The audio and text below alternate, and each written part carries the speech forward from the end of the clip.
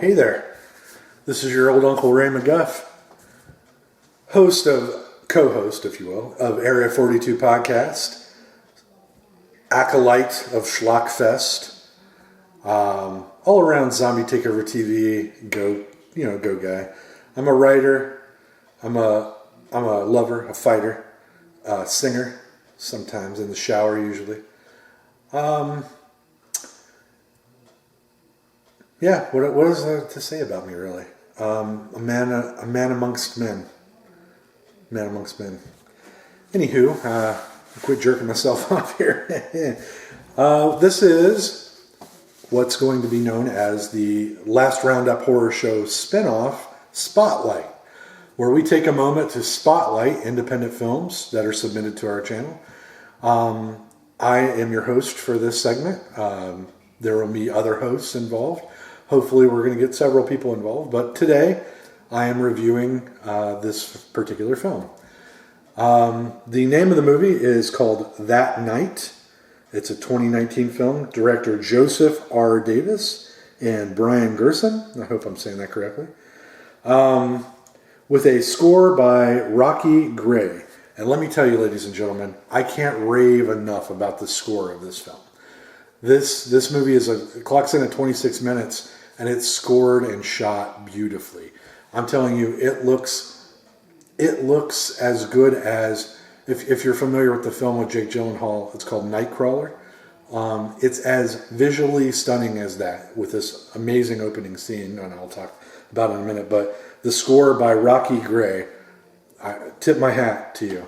Rocky Gray, phenomenal job on this score. It had me on the edge of my seat the whole 26 minutes. Again, directors Joseph R. Davis, Brian Gerson.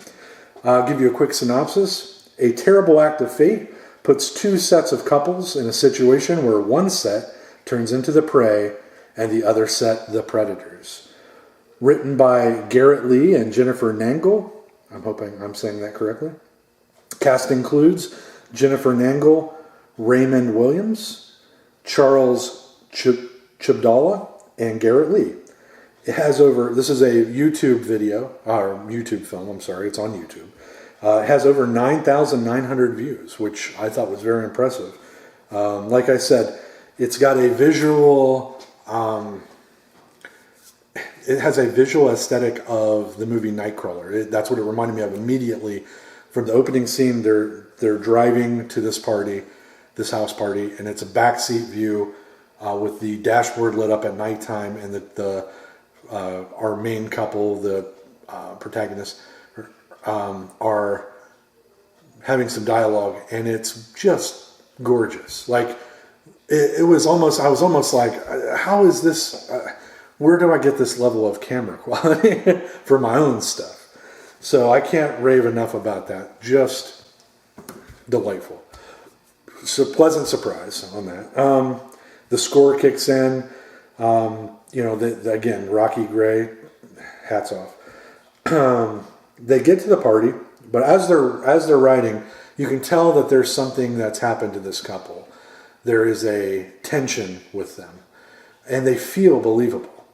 Every actor in this particular film, every one of them felt to me like a real person. They did a great job. There is no reason that the main four cast members in this film should not be headlining their own feature films. That's just the way I feel about it. They should have a $20 million budget to act in a film. I'm telling you, it's fantastic.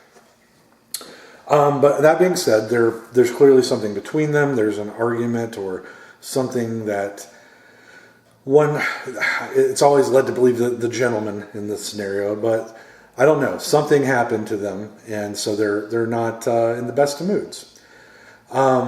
They get to the party, they're mingling, you meet some people in the kitchen, and the lady played by Jennifer Nangle, who's the part of the couple that we're driving, she's off by herself or in a group of people talking. There's some guys, and they're doing guy talk in the kitchen, and the guy that's throwing the house party, the host, makes a comment about her breasts to her husband or boyfriend. And he gets pissed off. The guy's like, I'm just joshing you, gives him a buddy punch. But, so right off the bat, you're a little off put. You're like, whoa, what the hell was that? That was crazy. Next thing you know the people are getting drunk. We find our couple from the beginning out on a patio talking, and Jennifer is clearly drunk, and her boyfriend is not having it. He's a little upset. He's asking her why she does this every time they go out.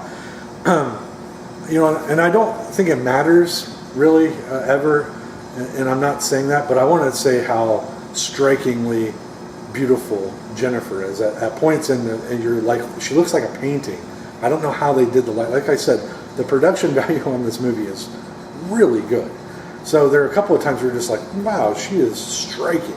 So I don't know how they framed it like that, but so as he's talking to her in this poorly lit area, it's like watching a live painting.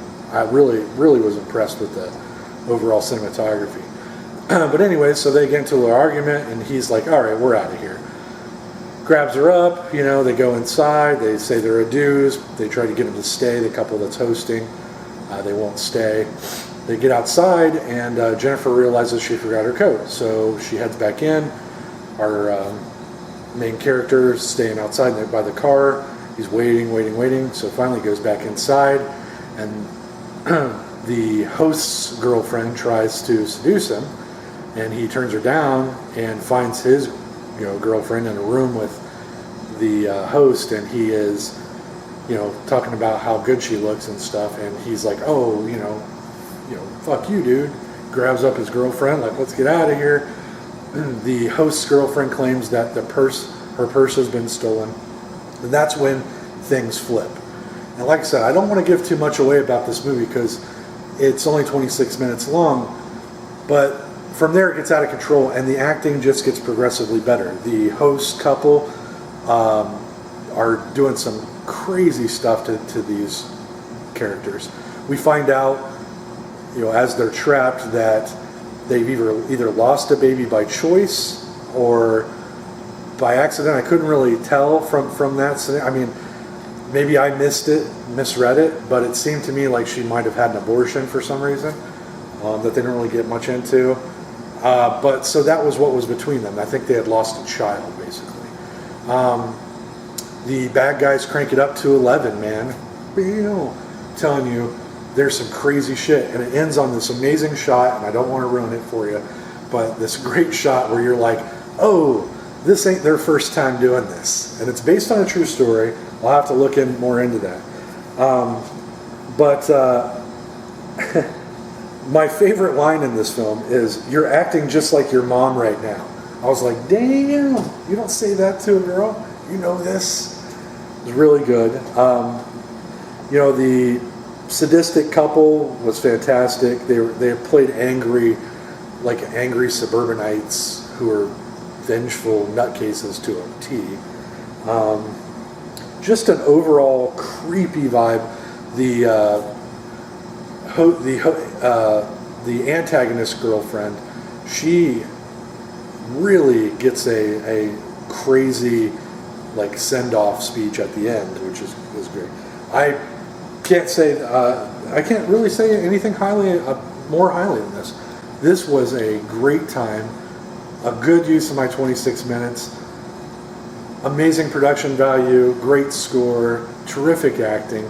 These ladies and gentlemen did, this group of ladies and gentlemen did something that I've always wanted to do. They've made a near perfect horror film. I think that our horror film that we did, which if you'd like to look into it, that's something we can discuss later.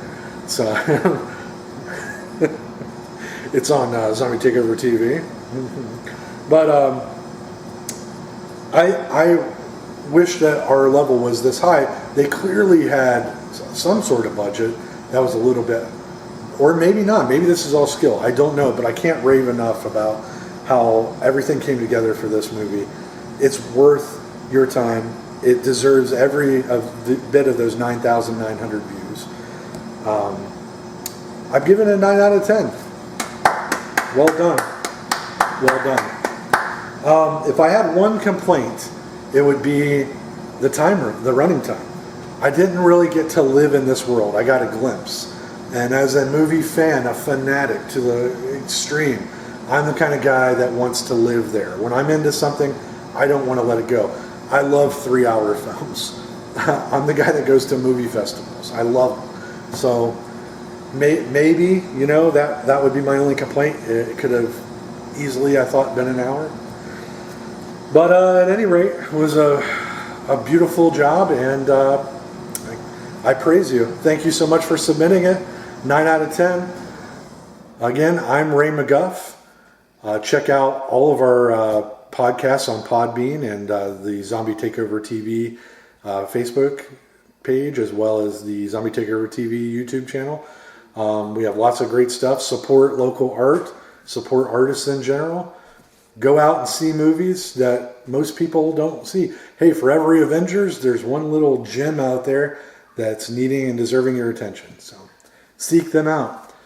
I've been Ray McGuff. I hope you've been entertained. And thank you so much again to the cast of That Night and the producers and directors for submitting it. I really enjoyed it. Have a good time.